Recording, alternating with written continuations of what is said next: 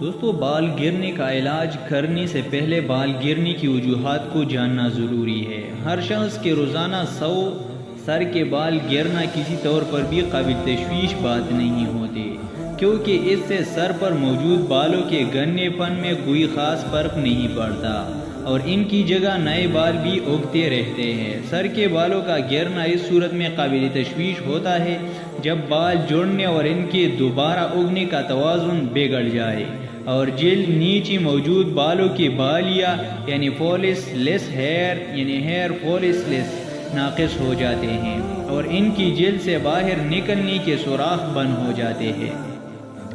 بال گرنے کی وجوہات مندرجہ ذیل عوامل پر مشتمل ہے۔ موروثی بال گرنے کی وجوہات میں سب سے عام وجہ موروثی طور پر ایسی اوصاف کا حامل ہونا ہوتے ہیں۔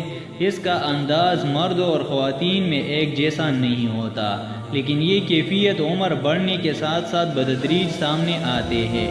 مردوں میں اس کا انداز بالوں کے مکمل صفائی سے لے کر چند جگہوں سے ان کا جڑ جانے کی شکل میں سامنے آتا ہے، جبکہ عورتوں میں اس کا انداز بالوں کے باریک ہو جانے یا ان کے گرنے پن میں کمی کی صورت میں ظاہر ہوتا ہے۔ ہارمونی تبدیلیاں بال گرنے کی وجوہات میں سے ایک جسم میں بالغ ہوتے وقت، حمل کے دوران، زیدگی کے بعد، سنیاس اور تائرائیڈ حدود کی کسی بیماری کی وجہ واقع ہونے والے ہارمونی تبدیلیاں بھی ہوتے ہیں۔ ان کی وجہ سے بالوں کا گرنا عارضی بھی ہو سکتا ہے اور مستقل بھی۔ امراض بال گرنے کی وجہ ایلوپیشیا ایریٹا، جو جسم کے بالوں والے حصوں میں پاہوں کی شکل کے بے بال حصوں کے صورت میں ظاہر ہوتے ہیں۔